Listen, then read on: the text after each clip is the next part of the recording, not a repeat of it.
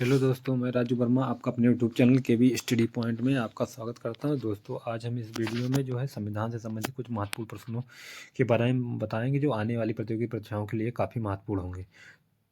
तो हम चलते हैं अपने प्रश्न की तरफ। हमारा पहला प्रश्न है, संविधान के भाग 1 में किसका वर्णन किया गया? तो संविधान के भाग 1 में जो है संघ और उसके राज्य क्षेत्र का वर्णन किया गया। भाग 1 में अनुच्छेद 1 से लेकर अनुच्छेद 4 तक का उल्लेख है। अनुच्छेद 1 में संघ और उसके राज्य क्षेत्र का वर्णन किया गया है।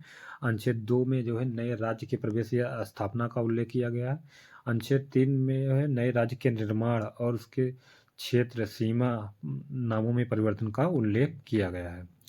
नेक्स्ट प्रश्न की तरफ बढ़ते हैं। हमारा संघ और उसका राज्य क्षेत्र का वर्णन संविधान के किस अनुच्छेद में किया गया? तो संघ और उसके राज्य क्षेत्र का वर्णन संविधान के अनुच्छेद 1 से लेकर 4 के बीच में किया गया है। अनुच्छेद 1 किससे संबंधित है? तो अनुच्छेद 1 जो है संघ का नाम और उसका राज्य क्षेत्र से संबंधित है।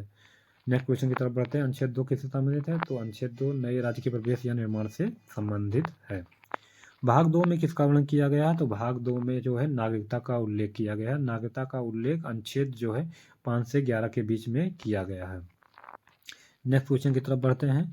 नागरिकता का वर्णन संविधान के अनुच्छेद में किया गया? तो नागरिकता का वर्णन संविधान के अनुच्छेद 5 से 11 के बीच में किया गया है। भाग 3 किससे संबंधित है? भाग 3 जो है मौलिक अधिकार या फंडामेंटल राइट से संबंधित है, जो कि हम यूएसए के संविधान से ग्रहण किए हैं। मूल अधिकारों का उल्लेख अनुच्छेद जो है 12 से लेकर अनुच्छेद 35 के बीच में किया गया है। नेक्स्ट क्वेश्चन बढ़ते हैं। हमारा मौलिक अधिकार का उल्लेख संविधान के किस अनुच्छेद में किया गया है? तो मौलिक अधिकार का उल्लेख संविधान के अनुच्छेद 12 से 35 के बीच में किया गया है। संविधान के भाग 3 को क्या कहा जाता है? तो संविधान के भाग 3 को जो है भारत का अधिकार पत्र या मैग्ना कार्टा कहा जाता है। नेक्स्ट क्वेश्चन हमारा है, समानता का अधिकार का उल्लेख संविधान के किस अनुच्छेद में किया गया? तो समानता के अधिकार का उल्लेख अनुच्छेद 14 से 18 के बीच में किया गया है। स्वतंत्रता का अधिकार का उल्लेख संविधान के किस अनुच्छेद में किया गया? स्वतंत्रता के अधिकार का उल्लेख संविधान के अनुच्छेद 19 से 22 के बीच में किया गया। अनुच्छेद 19 में वाक्य या अभिव्यक्ति तथा प्रेस की स्वतंत्रता का उल्लेख भी किया गया है। नेक्स्ट क्वेश्चन हमारा है, शोषण के विरुद्ध अधिकार का उल्लेख संविधान के किस अनुच्छेद में किया गया है? तो शोषण के विरुद्ध अधिकार का उल्लेख अनुच्छेद 23 से 24 के बीच में किया गया है। नेक्स्ट क्वेश्चन हमारा है, धार्मिक स्वतंत्रता के अधिकार का उल्लेख संविधान के किस अनुच्छेद में किया गया? तो धार्मिक स्वतंत्रता के अधिकार का उल्लेख संविधान के अनुच्छेद जो है 25 से 28 के बीच में किया गया है। संस्कृति और शिक्षा के अधिकार का उल्लेख संविधान के किस अनुच्छेद में किया गया है?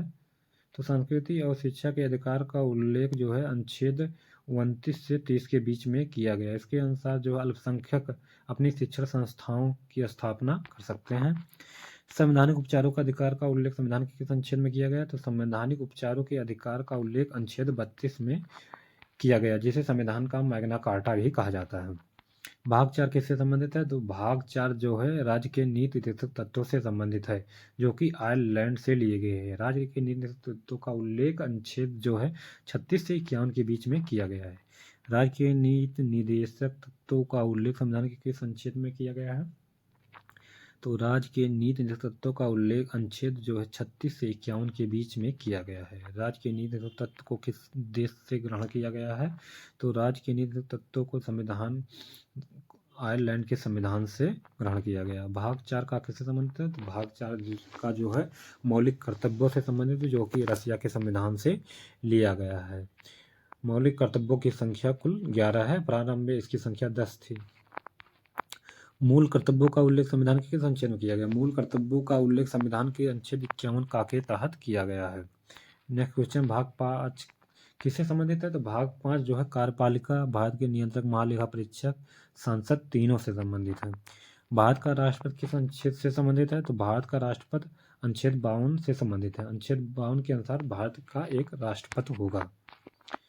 राज्यसभा का उल्लेख संविधान के किस अनुच्छेद में किया गया? तो राज्यसभा का उल्लेख संविधान के अनुच्छेद 80 में किया गया। वहीं भारत की सांसद का उल्लेख अनुच्छेद 79 में किया गया है। अनुच्छेद 79 के अनुसार जो है भारत के लिए एक सांसद होगी, जो लोकसभा और राज्यसभा से मिलकर बनी होगी।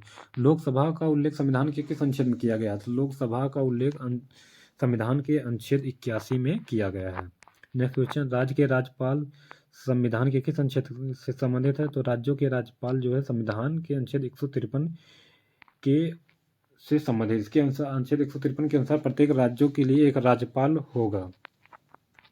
आपातकाल की घोषणा किस अनुच्छेद के तहत की जाती है? तो आपातकाल की घोषणा जो है अनुच्छेद 352 के तहत राष्ट्रपति जो है मंत्रिपरिषद की लिखित परामर्श पर ही करता है।